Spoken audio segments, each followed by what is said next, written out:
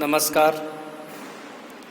गायत्री उच्च माध्यमिक विद्यालय सांचौर की ऑनलाइन क्लास में आपका स्वागत है।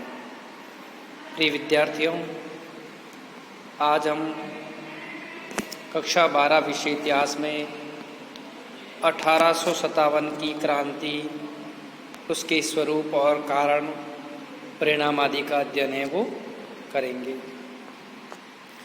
आज हम पढ़ते हैं 1857 की क्रांति में आर्थिक कारण का क्या योगदान था, उसके बारे में हम वो पढ़ रहे हैं।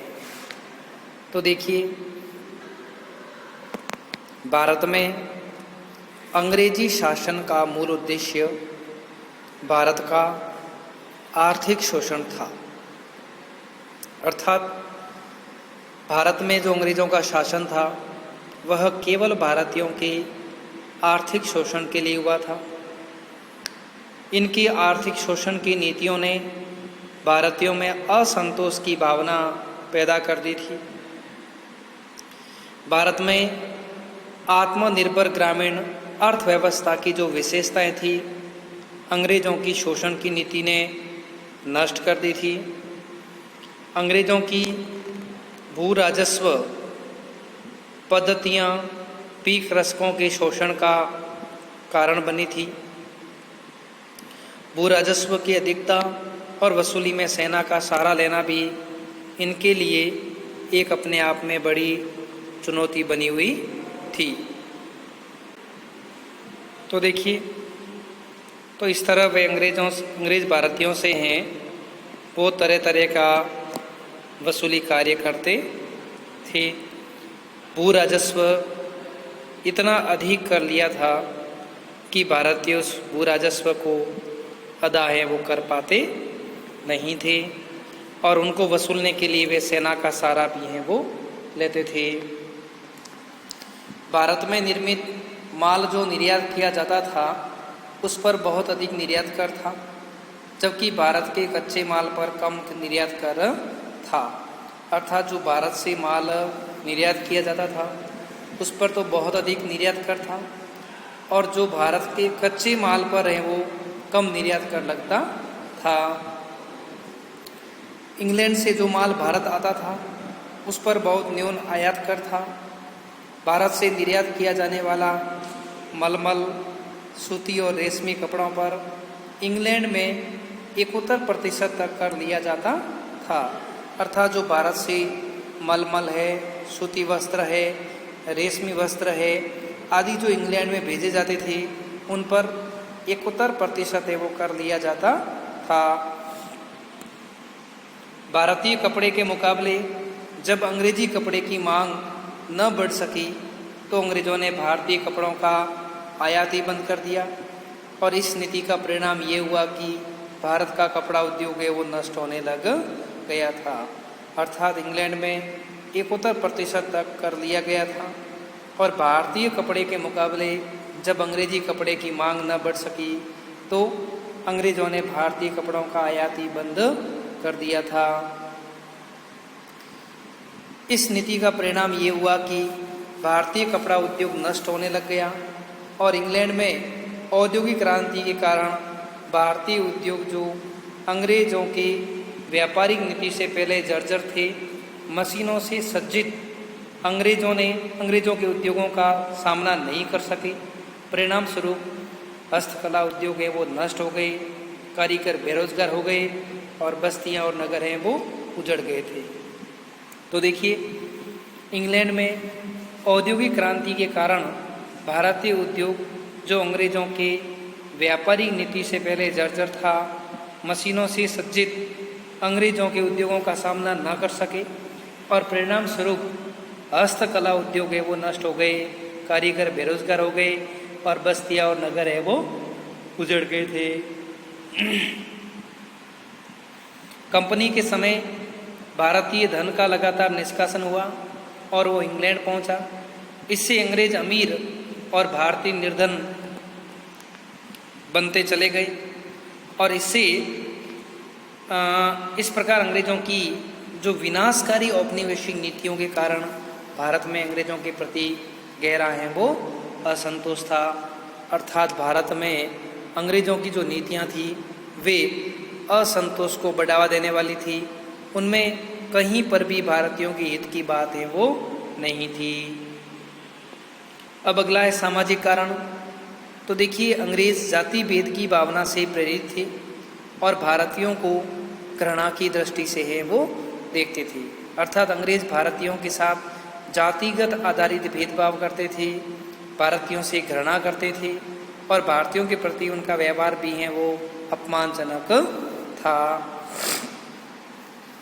रेलवे की प्रथम श्रेणी में भारतीयों के लिए यात्रा वर्जित थी। वे अंग्रेज़ों के साथ किसी प्रकार के सामाजिक उत्सवों में भाग नहीं ले सकते थे।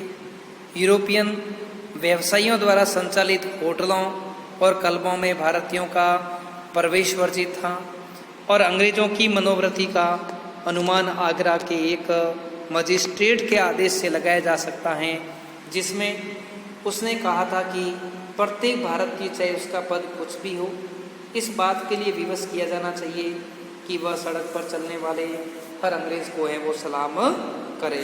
अर्थात इससे पता लगता है कि अंग्रेज़ों की मनोवृत्ति है वो भारतीयों के प्रति गलत थी और अंग्रेज़ भारतीयों को अपने से निम्न नस्ल का मानते थे। यदि भारतीय घोड़े पर या गाड़ी में सवार हो तो उसे नीचे उतरकर तब तक खड़े रहना चाहिए जब तक कि अंग्रेज वहाँ से ना निकल सके। अर्थात अंग्रेज़ों की मनोवृत्ति थी कि जब भी अंग्रेज वहाँ से गुजरे तो भारतीय उनके सामने इस प्रकार से खड़े रहे और जब तक वहाँ पर खड़े रहे जब तक कि अंग्रेज वहाँ से निकल न जाए। पाश्चात्य शिक्षा नीति ने भारतीय शिक्षा व्यवस्था को अस्त व्यस्त कर दिया था। अर्थात पश्चिमी शिक्षा नीति है उसने भारतीय शिक्षा व्यवस्था को है वो अस्त व्यस्त कर दिया और उनकी शिक्षा नीति का उद्देश्य शासन के लिए लिपिक प्राप्त करना था और काले अंग्रेज तैयार करना था। अर्थात अंग्रेज़ों की शासन का मुख्य उद्देश्य था एक तो लिपिक वर्ग को तैयार करना और दूसरा ऐसे अंग्रेज़ों को तैयार करना था जो दिल और दिमाग से उनके भक्त हो लेकिन शरीर से हैं वो भारतीय हो। तो देखिए, स्थानीय लोगों में गुलामी की मानसिकता तैयार करने के लिए इतिहास का अपने अनुकूल लेखन करवाया। आर्य आक्रमण, मूल निवासी, आर्य द्रविड़ जैसे भेद खड़े किए और इन बातों से भारतीयों में अंग्रेज़ों के विरुद्ध तीव्र असंतोष है वो भड़का था। इसके बाद अपन देखते हैं तो अगला धार्मिक कारण में आता है हिंदू उत्तराधिकारी नियमानुसार कोई भी व्यक्ति जो था वह मतांतरण करने पर पैतृक संपत्ति से वंचित हो जाता था। अर्थात हिंदू जो उत्तराधिकारी नियम अंग्रेजों ने बनाया था जिसमें कोई भी मतांतरण यानी धर्म परिवर्तन करने पर अपने पिता की संपत्ति से वंचित हो जाता था। लेकिन अंग्रेजों द्वारा पैतृक संपत्ति संबंधी कानून बनाया गया जिसमें अब ईसाई बनने पर वह पैतृक संपत्ति के अधिकार से वंचित नहीं होता था। तो अंग्रेजों ने एक नियम बनाया था कि अगर वह ईसाई बन जाता है तो उसे उसकी पिता की संपत्ति से बहिष्कृत है वो नहीं किया जाएगा।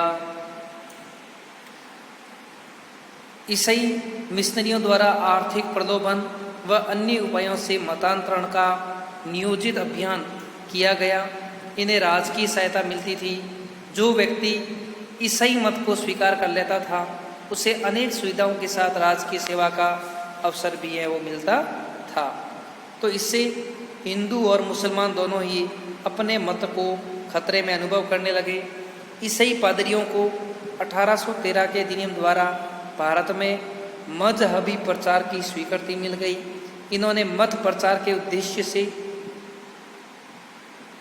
न केवल विद्यालयों की स्थापना की वरन सेना में भी नियुक्ति होने लगी और छावनियों में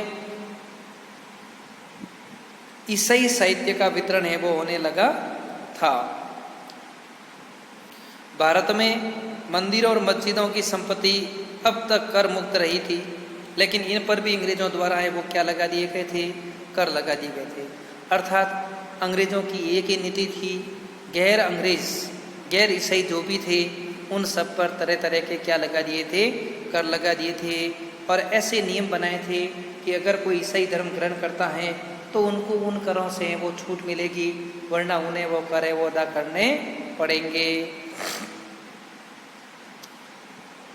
कंपनी के निदेशक मंडल के प्रधान मैगलिस ने हाउस ऑफ कॉमन्स में वक्तव्य दिया था कि गॉड ने हिंदुस्तान के विशाल साम्राज्य को इंग्लैंड को इसलिए सौंपा है ताकि ईसाई धर्म का झंडा हिंदुस्तान के एक कोने से दूसरे कोने तक सफलतापूर्वक लहराता रहे। अर्थात निदेशक मंडल के प्रधान मैगलिस ने हाउस ऑफ कॉमन्स में वक्तव्य दिया था कि गॉड ने हिंदुस्तान के विशाल साम्राज्य को इंग्लैंड को इसलिए सौंपा है ताकि ईसाई धर्म का झंडा हिंदुस्तान के एक कोने से दूसरे कोने तक सफलतापूर्वक लहराता रहे। ऐसी घटनाओं से भारतीयों में यह शंका व्याप्त हो गई थी कि उनके धर्म और संस्कृति को नष्ट करने पर तुले हुए हैं। तो अर्थात इससे भारतीयों के मन में ये भाव आ गया था कि अंग्रेज हिंदुस्तान की धर्म संस्कृति को नष्ट करके उसे ईसाईयत का रूप देना चाहते हैं, इसलिए उन्होंने वो 1857 की क्रांति में योगदान दिया था।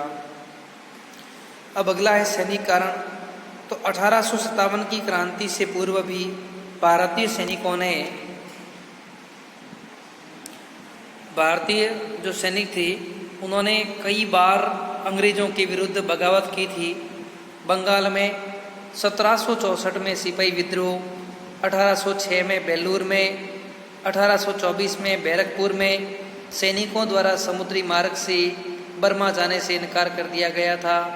1844 में बिना अतिरिक्त भत्ते के सिंध जाने से इनकार कर दिया था।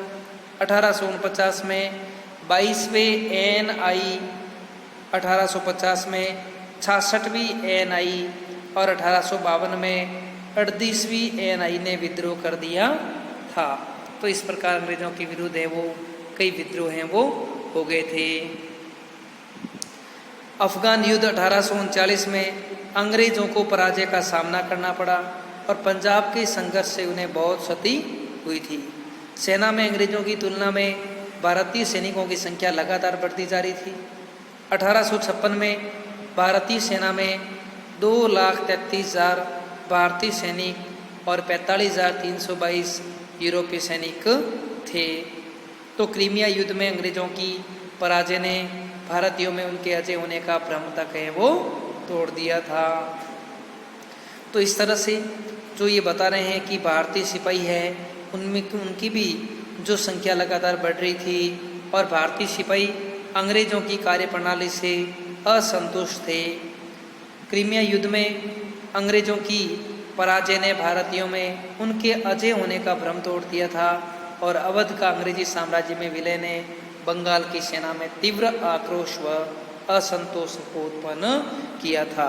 अर्थात अवध का अंग्रेजी साम्राज्य में जो विलय हुआ था, इस विलय में बंगाल की सेना में तीव्र आक्रोश व असंतोष उत्पन्न हो गया था, क्योंकि बंगाल की सेना में अवध के सैनिकों की संख्या है वो अधिक थी। वेतन भत्ते, पद व पदोन्नति के संबंध में भारतीय सैनिकों के साथ भेदभाव कर उनकी उपेक्षा की जाती थी। भारतीय सैनिकों को वेतन 9 रुपये मासिक, जबकि यूरोपियन सैनिकों को 60 से 70 रुपये मासिक दिया जाता था। अर्थात जो भारतीय सिपाही थे उनको मात्र 9 रुपये मासिक वेतन और यूरोपीय सिपाहियों को 60 से 70 रुपये महीने का वेतन दिया जाता था। तो इससे भारतीय सैनिकों में असंतोष बढ़ा। अवध को अंग्रेजों ने जबरदस्ती पूर्वक कुप्रशासन का आरोप लगाकर विलय किया। इससे बंगाल की आर्मी में विरोध उत्पन्न हुआ, क्योंकि बंगाल की आर्मी में सर्वाधिक अवध के ही ब्राह्मण सिपाही थे। इसलिए अवध को बंगाल आर्मी की पौधशाला भी कहा जाता है। अब देखिए 1856 ईस्वी में लॉर्ड कैनिंग ने सामान्य सेना भर्ती अधिनियम पास कर दिया और जिससे अब भारतीय सैनिकों को भारत के बाहर समुद्र पार भी सरकार आवश्यकता अनुसार जहां सेना भेजे उन्हें वहां जाना पड़ेगा और इसी प्रकार 1854 में डाकघर अधिनियम के द्वारा सैनिकों को मिल रही निःशुल्क डाक सुविधा को समाप्त कर दिया गया। और इन सब बातों से सैनिकों में अंग्रेजों के विरुद्ध विद्रोह की भावना आ चुकी थी और उसे केवल एक चिनगारी की जरूरत थी, और वह चिनगारी चर्बी लगे हुए कारतूसों ने प्रदान कर दी थी।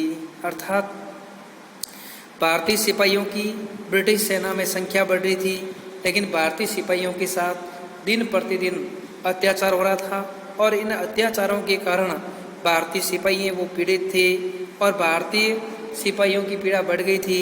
बस केवल एक चिनगारी की जरूरत थी और वह चिनगारी उन्हें प्राप्त हो गई चर्बी लगे हुए कारतूसों के कारण।